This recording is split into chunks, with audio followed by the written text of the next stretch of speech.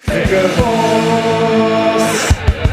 It's FOURce, YouTube toy collector team vlogging to save the day. FOURce! Nostalgic vintage toy heroes. FOURce! Hello everyone, it's Rider here and welcome to another FOURce video. FOURce, where four guys who've let their figures go talk about their figures that they won't let go. And what I'm going to talk about today is a toy line aimed at 6-year-olds plus. Now, before I get into the review and the story, I want to give you a little bit of an update about my channel. You'll notice the FOURce stuff. I've been doing quite a lot of non-Transformers content lately, and I want to put a bit of a clear divide against the Transformers stuff I do and the other stuff. So Transformers related stuff, unless on a set FOURce topic, will still remain on my channel under my brand as such. Anything else will fit under the FOURce brand, where myself, Rudy Zazoo, Dave, or Jump Hit Day and Borders Dude will just talk about all the different toy lines that we're interested in. So as I said, today's review is about a toy line that was aimed for 6-year-old plus. So what are we thinking? Is it My Little Pony? Is it maybe some Duplo or some Lego? What kind of toy, what kind of story which will be aimed perfectly to a 6-year-old's innocent mind? Of course, it's an evil blood feud between two different alien races, one with acid blood, the other one that can go invisible, that will basically haunt a 6-year-old's dreams. Yes, I've never understood why these toys even exist, and that was the wonderful thing about the late 80s, early 90s, is that there were toys made for films that kids shouldn't even be seeing. Let's face it, Alien is a terrifying movie. Even by today's standards, it's still scary psychological stuff. Stuff that a 6-year-old should not be exposed to, let alone the monster design. I still remember watching Aliens, pretending to be asleep on the sofa at my mum and dad's when I was about 6 or 7, and literally I was convinced there was a face hugger hiding in the corner of a room for about 2-3 weeks. I was petrified. For some reason, Kenner decided that, you know what, this would be a good toy line. And not only is this appropriate for a 6-year-old, according to Mr. Kenner, we'll take another monster that is stronger, that has intelligence, that could beat the ultimate, let's face it, 80s action hero Arnold Schwarzenegger in hand-to-hand combat, the Predator. And it's a crazy concept to market this to kids, but this is the first real time that we had the Alien versus Predator thing in the public eye as such. I'm not sure if the comics came before or after it, but this came long before the first Alien vs Predator movie, and it was a concept that was, well, that was in the pipeline for a long time until we got those two terrible movies.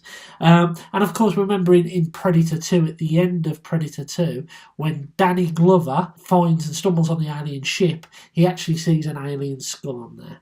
And actually, while we're on the subject of Danny Glover, a few years ago at Christmas, my friend, one of my best friends, Tim, got me a signed Danny Glover photograph in a Secret Santa.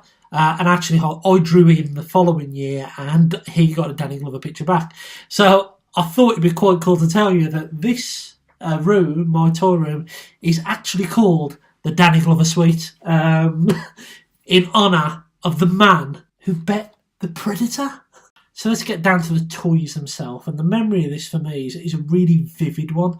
I used to go to Birmingham with my mum and dad quite a lot, and we used to go toy shopping, and I always remember being dragged into Argos and to Index and buying Transformers, Boss for example, G2, and I remember him getting in from Argos and my dad saying, oh, can I see which ones you've got in stock so we can pick one and all that kind of stuff.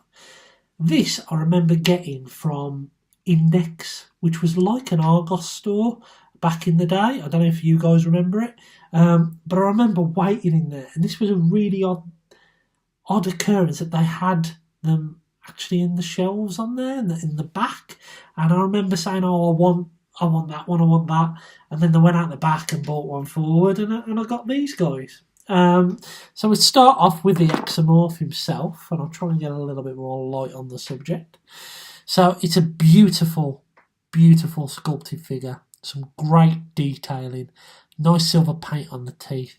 You can't see it, but there is some detailing through this. Oh, you can see it with the light. There is some of the alien detail underneath the clear perspex there, clear plastic. It's a wonderful interpretation of the alien. There is no mouth movement or anything like that, unfortunately. And the legs are, even though you do get some articulation like so, and some in the tail, and up and down movements in the arms, essentially there's no elbow bend, there's no knee bend, so it's basically got this pose, which is all you need really for an alien, let's face it. It's a beautiful figure. It's quite terrifying to look at, and I really, really like it. And it's really aged well. I mean, there's not many other alien figures now. I don't know, we get the NECA ones that are really detailed, but you know what, this is up there. This is really, really good stuff, and it's a beautiful interpretation of the xenomorph. Now, in addition to that, we get the Predator, and I always remember that this was a character I really wanted. I was in love with the Predator. I loved Arnold Schwarzenegger films when I was a kid, and it was amazing to have a toy representation of this iconic alien creature in probably one of my favourite films of all time, even to this day. This Predator is beautifully detailed. It comes with 3 accessories. So it comes with this blaster, which is sculpted all in like a coppery plastic. The light's not doing it justice. And also it holds it quite funny because his little pinkies sticking out the bottom, which I always found quite funny. On the back, we have a staff, which can be plugged into a little port on the back. And we've got a little bit of wear on there, but you know what, this is 20 odd years old.